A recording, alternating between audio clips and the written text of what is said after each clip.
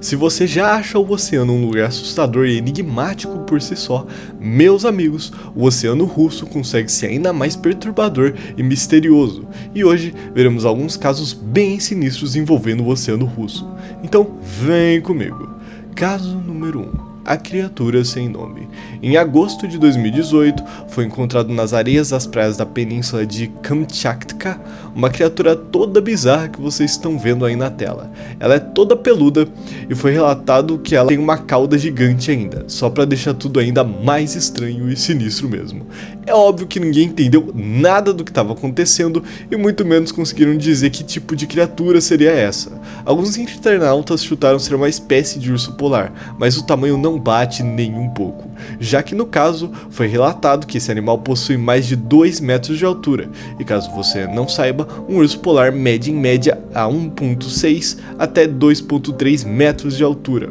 A parte mais estranha para mim até agora é essa cauda toda estranha, parece uma raia toda peluda e bizarra. Um fato curioso é que essa não é a primeira vez que algo estranho aparece nas praias da Rússia, já que em 2006 uma espécie de, entre aspas, monstro marinho também foi avistado por militares na época, sendo esse esqueleto meio estranho e peludo como vocês estão vendo aí nas fotos divulgadas. Depois de um tempo surgiram algumas especulações de ser só o esqueleto de uma baleia beluga mesmo.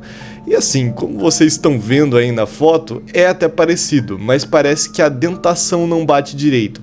Parece que na foto a dentação da beluga é mais densa na questão da quantidade de dentes, e já nessa foto não só parece que o crânio encontrado possui menos dentes que a beluga, como também parecem ser mais afastados uns dos outros também. E também parecem ser maiores até, mas pode ser graças aos efeitos da decomposição e deteriorização também, né, já que na natureza um esqueleto não vai ficar assim certinho como aparece nas reconstruções nessas imagens, mas mesmo assim ainda há algumas dúvidas se de fato era só uma beluga mesmo ou não.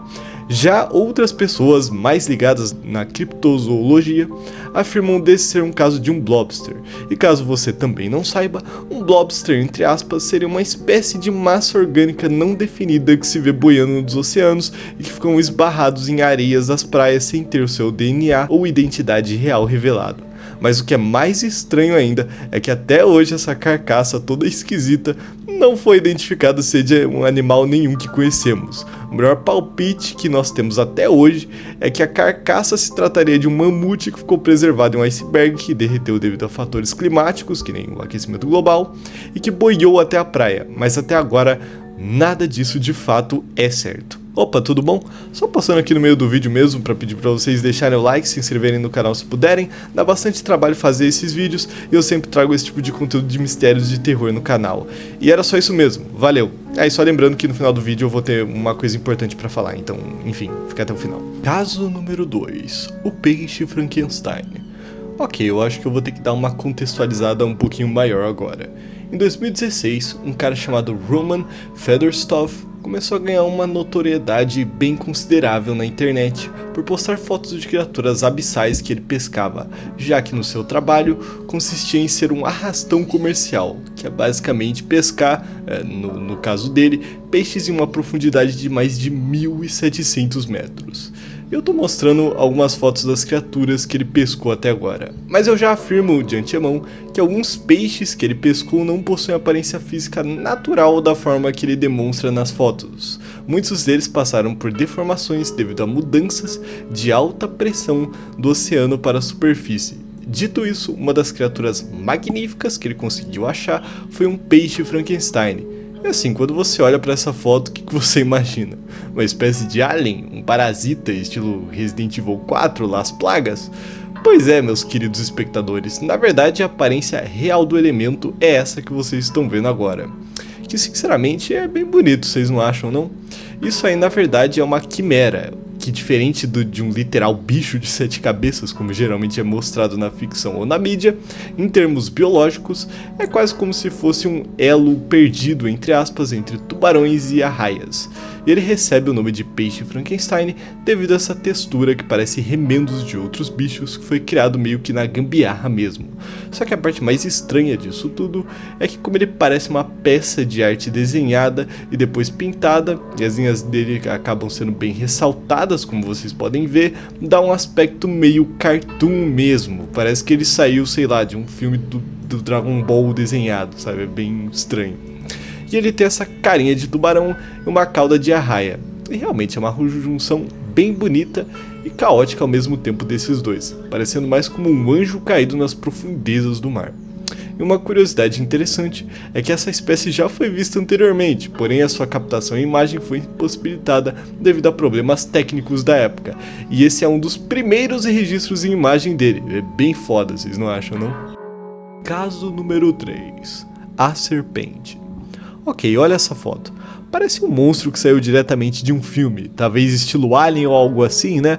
Mas no caso isso daí é um tubarão-serpente, que é basicamente um fóssil vivo atualmente, uma das espécies de tubarões mais antigas existentes. Se bem que tubarão é tipo, sabe quando tu joga um jogo de Dragon Ball ou Naruto ou algo do tipo, e aí tem um monte de personagem que na verdade são só outras variações do Goku, tipo sei lá, o Goku Super Saiyajin 1 modo Deus, que aparece na tela de seleção de personagens ali ocupando um slot? Então, o tubarão ele é tipo isso, cara, o tubarão é tipo o Goku do oceano, com um monte de variedade, formas e transformações, cara. O tubarão é o protagonista do oceano, mas enfim...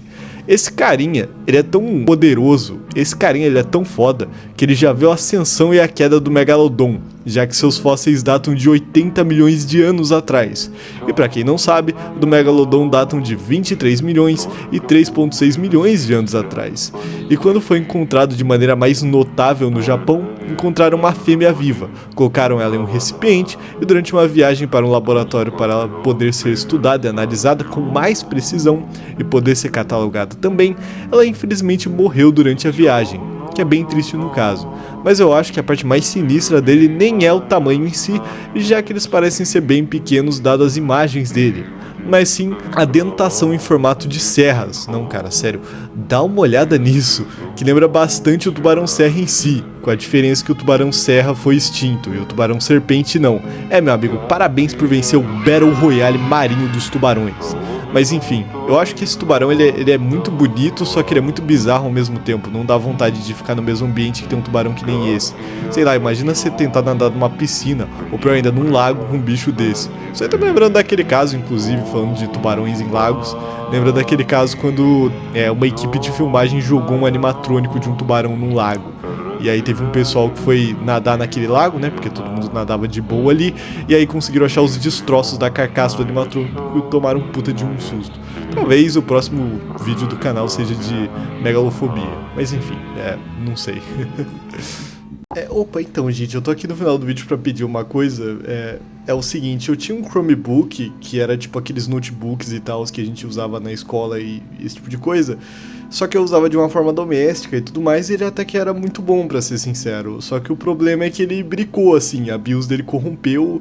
Eu tentei salvar ele, como vocês estão vendo aí nas fotos da regravadora de BIOS, e acabou que eu acabei não conseguindo, infelizmente. Ele foi de Vasco, infelizmente, e é isso daí. Tanto que você liga hoje em dia e ele, tipo, não dá imagem, não dá nada, ele morreu. Tipo, ele tá sem alma, entre aspas, vamos dizer desse jeito. E ele era muito bom, tipo, eu gostava dele, era uma coisa que eu gostava muito e tal, ele era muito útil, enfim. E aí eu acabei abrindo uma vaquinha pra quem quiser puder me ajudar a comprar outro Chromebook, né? Então quem quiser ir dar uma força, eu agradeço imensamente. Enfim, valeu, gente, muito obrigado. Eu fico até meio incrédulo de pedir isso, mas, enfim. Bitch, I'm always on the road. I forgot to turn off my phone. Where are my friends? I miss them most. And it's hard to trust that they're already gone. And now it's crying on a stone graves. Cause there's no sense forming graves. Bitch, I'm always on alone. And I know you're still there, waiting for me like someone new. Waiting, expecting for me out there. Bitch, I'm always on the road. And I lost it on my song.